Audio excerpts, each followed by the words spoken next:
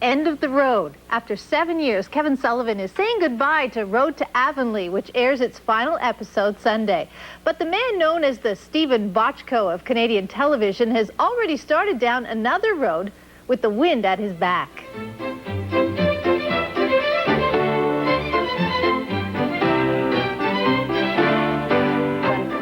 Devastated that it's ending. To have Avonlea end for me is I'm completely stricken on one level. It brings tears to my eyes because I know it's going to be so hard to say goodbye to all these people. The minute you start to fall in love with something, you're dead. You'll have to excuse Kevin Sullivan if he sounds overly pragmatic, but he's learned not to get too attached to the projects he produces. So don't look for any apologies for his decision to cancel the much-loved Road to Avonlea series.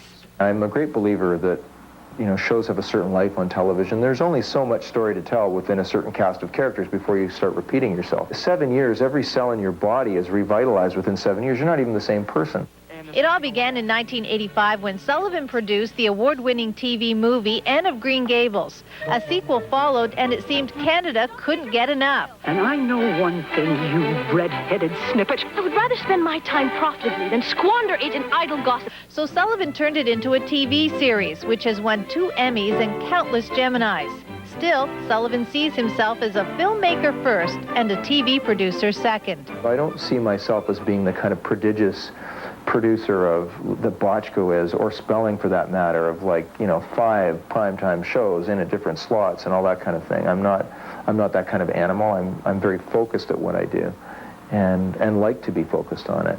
And I don't have the kind of passion for volume that I think those guys have.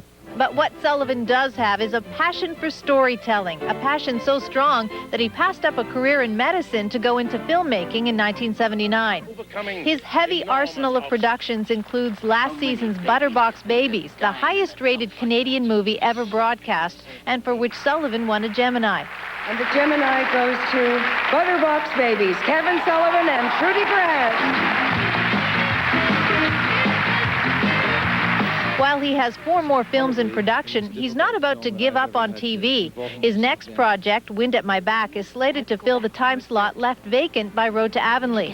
Set in the 30s, it follows the lives of the Bailey family in small-town Canada at the height of the Depression. Joe, I got the job! Wind at My Back is a little bit more realistic in tone.